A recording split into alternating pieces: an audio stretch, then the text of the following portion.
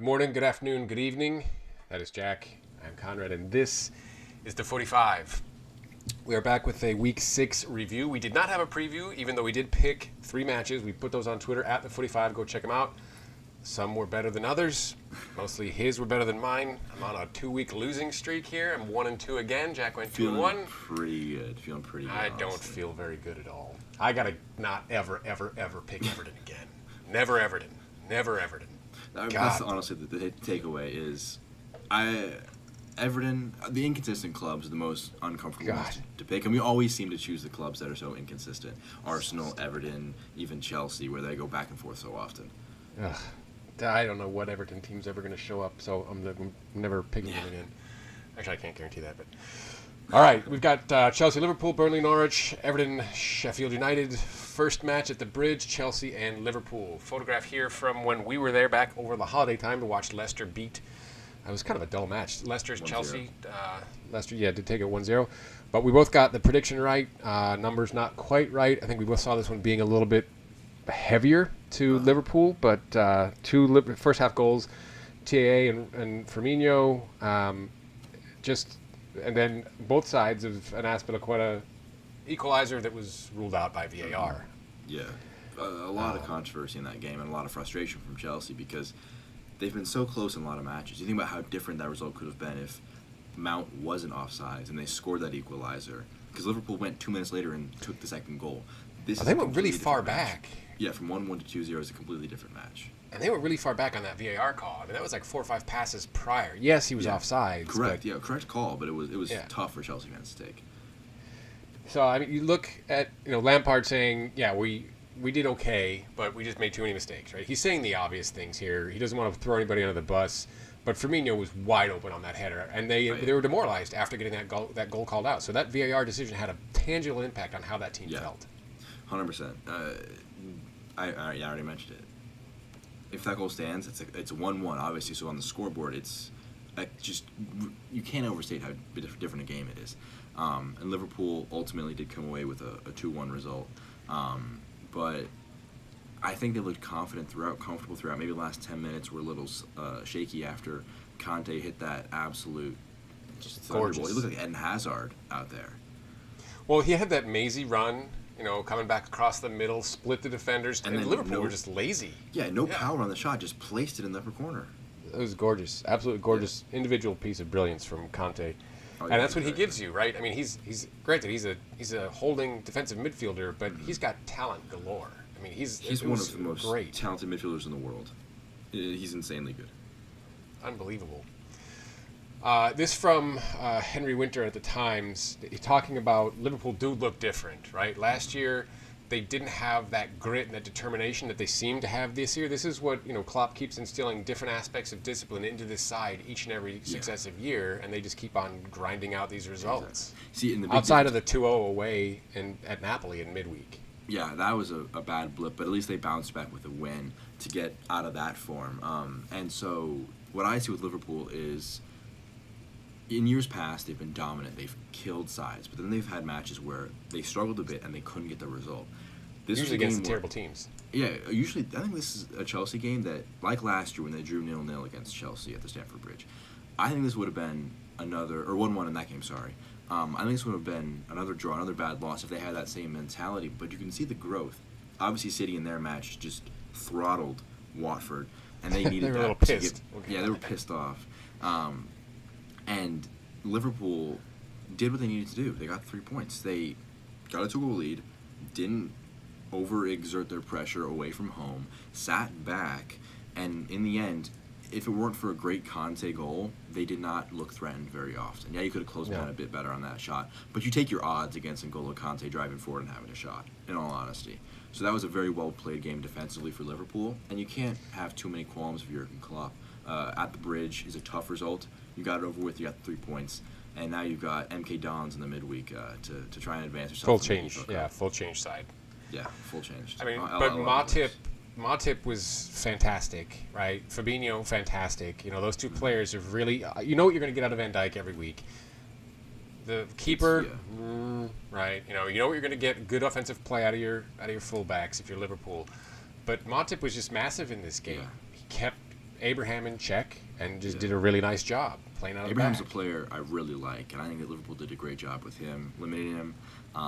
And obviously Virgil van Dijk's best defender in the world, but he needs a really competent center back next to him to really make the defense click, because he can only do half of the center What he back can do, duties. exactly. And so Matip stepping up, Gomez stepping up, Lovren stepping up when they need to is going to be of the utmost importance for Liverpool if they want to continue this title push, because they're sitting pretty 5 points up, but obviously it's far from certain. 6 weeks, 6 matches in. Exactly. Klopp even 32 said it games. in the post-match interview. He's like, 32 games remaining.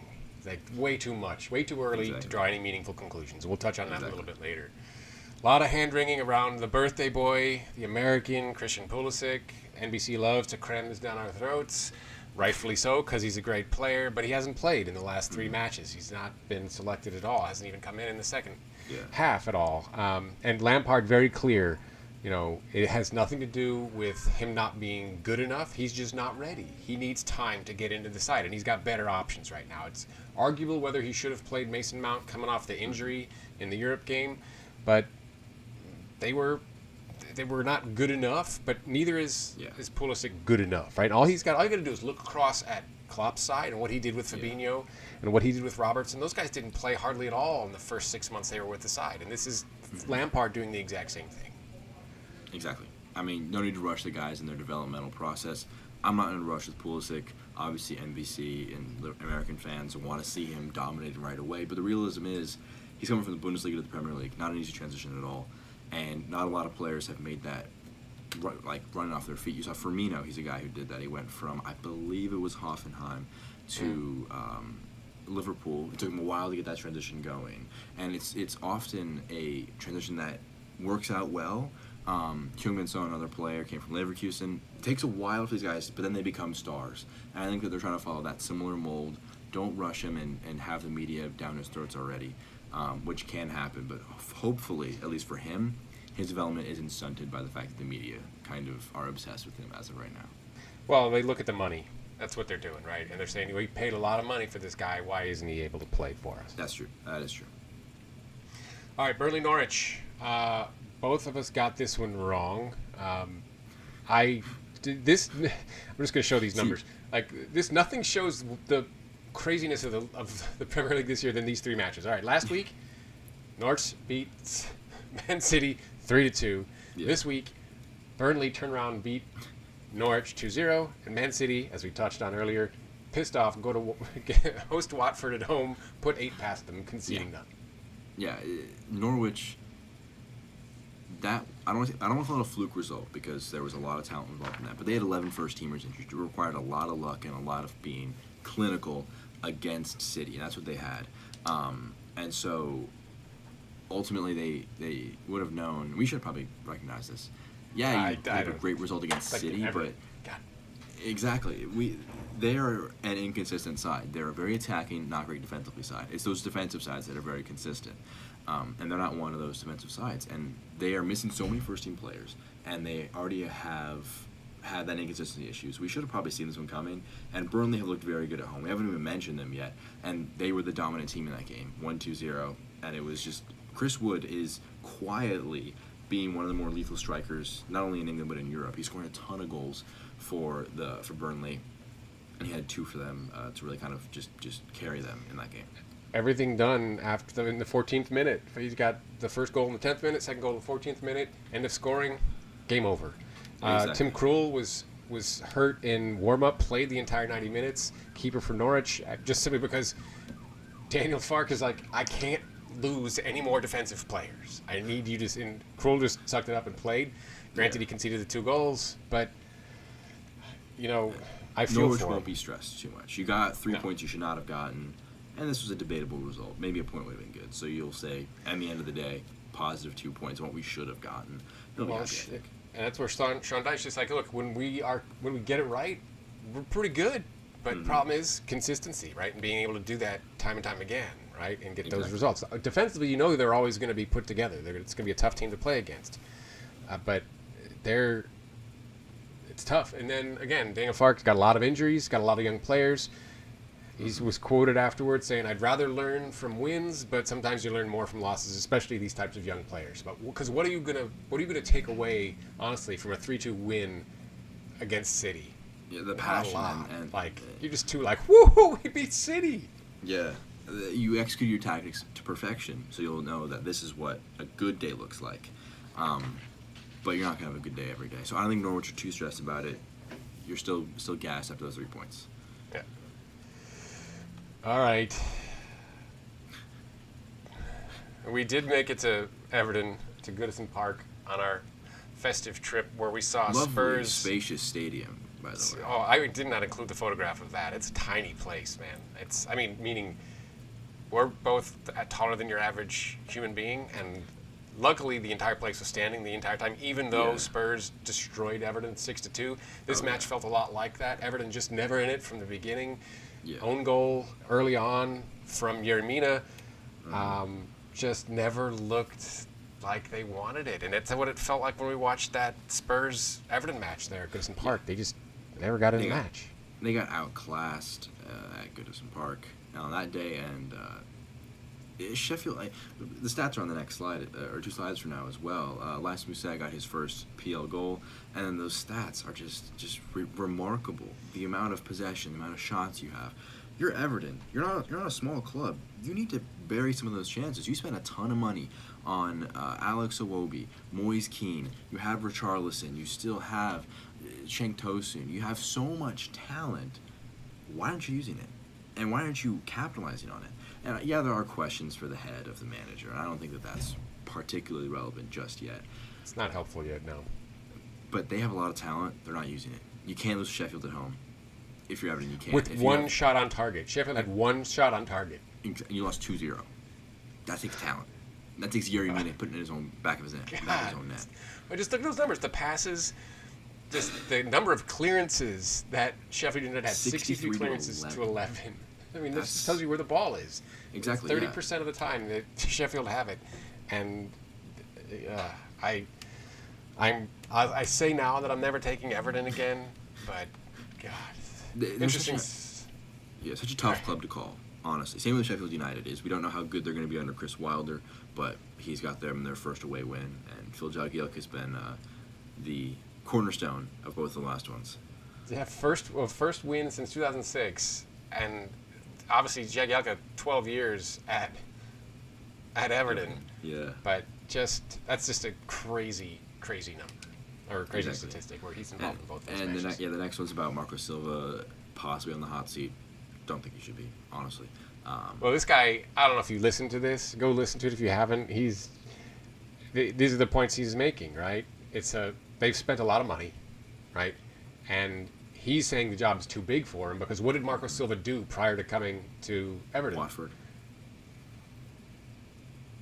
Exactly. I'd rather have Eddie Howe, right? Mm-hmm. I mean, he just laid into him. It was bad. Yeah. But it's really tough.